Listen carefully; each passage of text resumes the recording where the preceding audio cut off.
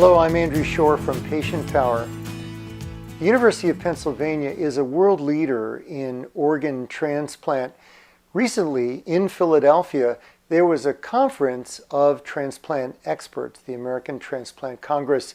We attended and caught up with Dr. Roy Bloom. He's the medical director of the kidney transplant program at Penn Medicine. He explained for us how a kidney transplant patient can set themselves up for success. What is kidney disease and what symptoms are present when the kidney is nearing failure? Well, kidney failure is the accumulation of waste products that the kidneys normally get rid of and filter. And when the kidneys fail, those waste products accumulate. And if they accumulate enough, they can make patients feel pretty sick. So typically when your kidney function gets down to about 10 to 15% is when you really start feeling sick. And sick maybe is objective or in terms of somebody observing it, or subjective, but in terms of the patient's own experience, it may be that they feel nauseated, they're throwing up, they're sick to their stomach, they have lost their appetite, they're losing weight, they feel tired, it's getting difficult for them to do any exercise, it's harder for them to go to work. So those are the typical symptoms that patients with kidney failure may have. As I say, it usually occurs when they're down around 10 or 15% of kidney function. The two ways of treating kidney failure are either to have dialysis or to get a kidney transplant. And in the best situation or circumstance, patients who have kidney disease will be seeing a kidney doctor from relatively early in the course of their disease. Kidney disease is divided into 5 different stages, stage 1 to stage 5. Stage 1 is when they have the best level of kidney function, so that may be around 90 or 100%. Stage 5 is when they have around 15% of kidney function or less. At what point can a patient consider a kidney transplant?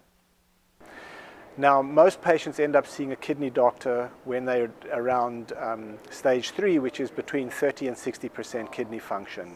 At that point, they'll be following their kidney doctor regularly. When they reach 20% of kidney function, they can get on a list for a kidney transplant, and they would have an evaluation for a kidney transplant.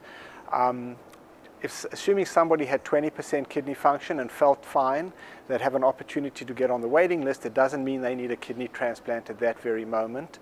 Ideally, we wait until patients are on the verge of needing to start dialysis in terms of how their blood work looks. They may have potentially life-threatening abnormalities in their blood work, or abnormalities that could certainly harm them in other ways. Or as I say, they may have some of the symptoms of chronic kidney disease. And so when they, in the judgment of their kidney specialist and the transplant team, when they would anticipate that the patient would be on the verge of needing a kidney transplant, that would be the time to proceed. We call that preemptive transplant. In other words, getting a kidney transplant before you need to start dialysis. We know based on the data that's emerged is that the more time you spend on dialysis, the less well you do after your transplant. So in other words, if you can get a transplant with never having been on dialysis, you get the best survival post-transplant. If you get a kidney transplant after 6 months of dialysis, that's better than being on dialysis for a year, that's better than being on dialysis for 2 years, 3 years, etc. So the more time you spend on dialysis, the more it's going to impact on how you do after the transplant. What is the benefit of a living donor kidney transplant versus a deceased donor transplant? When patients come in for their evaluation, we usually discuss the options that are available to them. The type of kidney transplant options include either living donation, which is receiving a kidney from a living person, or deceased donation, which is obviously receiving a kidney from a dead person. Where possible, we recommend living donation. Let's assume somebody has a living donor. It means we work the potential recipient up. We'll identify a donor that they're compatible with. It doesn't mean we'll go straight to their transplant. Again, we'd have the ducks lined up, and then when it became necessary to do the transplant, we'd proceed and do the transplant. For patients that don't have a living donor, they have to get on a waiting list for a kidney from a deceased donor. And the average waiting time does vary. It depends on where you live. It varies in different parts of the country. It varies according to the blood type of the recipient. But the average waiting time is about 4 years. With some blood types, it may be 5, 6, or 7 years.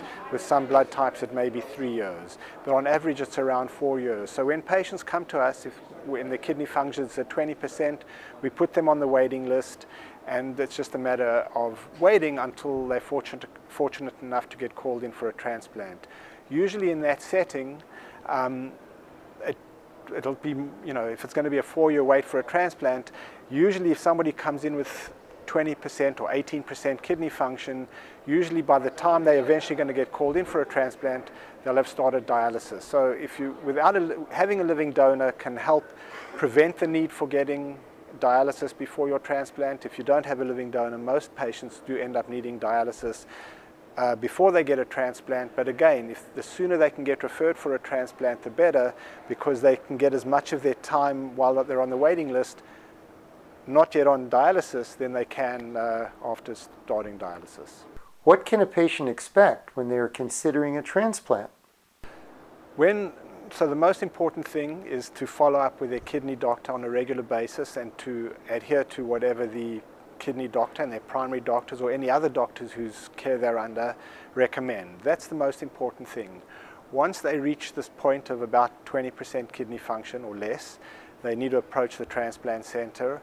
Not everybody who goes for a transplant evaluation is a kidney transplant candidate. There are a series of steps that one goes through. The first is being referred to the transplant center. The second is undergoing an evaluation. The evaluation is a multidisciplinary evaluation that is done by an entire team that work and under the transplant center. It would include a kidney specialist like myself, a transplant nephrologist. It would include a transplant surgeon. It would include a transplant coordinator who is usually a nurse who's highly specialized specifically in caring for and evaluating transplant candidates. They would meet with a social worker to assess their psychosocial issues and to make sure that they have sufficient support to get a transplant. They'd meet with a financial coordinator to ensure that they had the necessary insurance that would help get them through the transplant and beyond. They also, by regulations, they have to meet with a dietitian as well.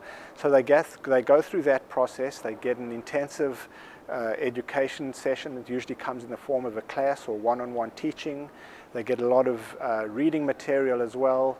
There may be videos or DVDs that come in the education package as well. But it is very intensive.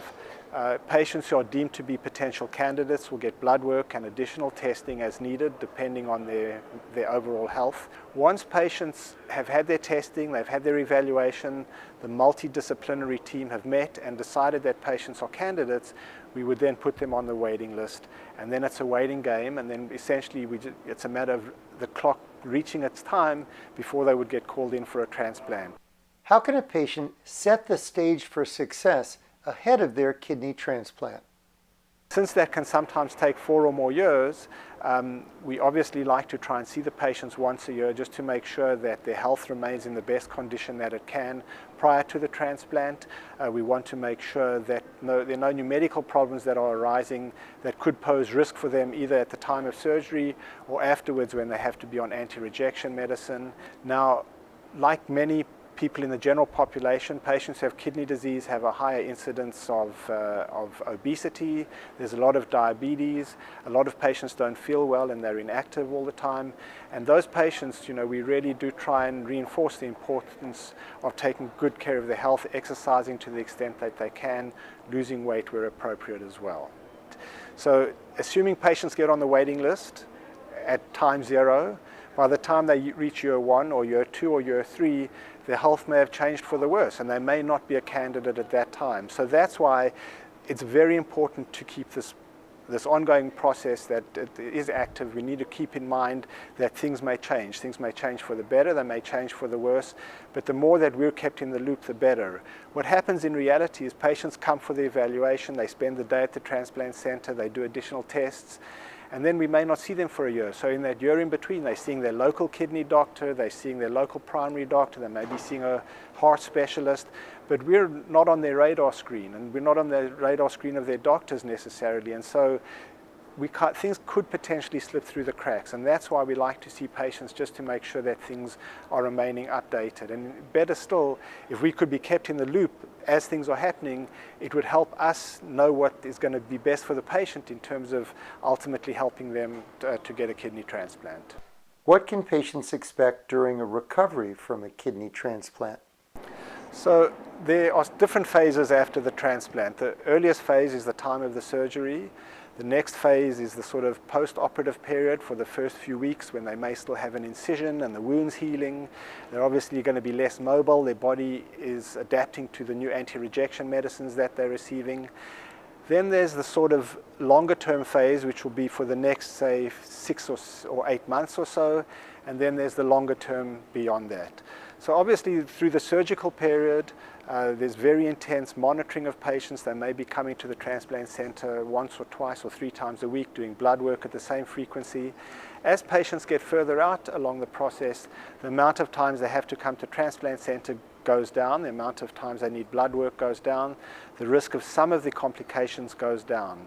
There are risks that are related to the transplants, such as some surgical complications. There are risks that are related to having rejection because there's a foreign there's a foreign organ in their body, and then there's a risk related to anti-rejection medications. So the best thing that, again, that patients can do is to adhere to all the recommendations from the transplant center. People are generally not discharged from the hospital until we know that they understand exactly what's going on. There's intensive inpatient education about what to expect after transplant. They have a number that they can reach the transplant center at 24/7 in case any emergencies arise or things that they're not certain about. They can call and we can advise them to take care of.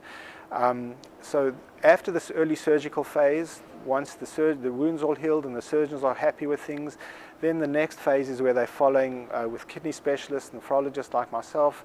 It's really a matter of optimizing their anti-rejection medicine, making sure that their blood pressures are well controlled, and most patients do have high blood pressure after transplant, making sure that the rest of their blood work looks okay, that they're not are putting themselves at any harm.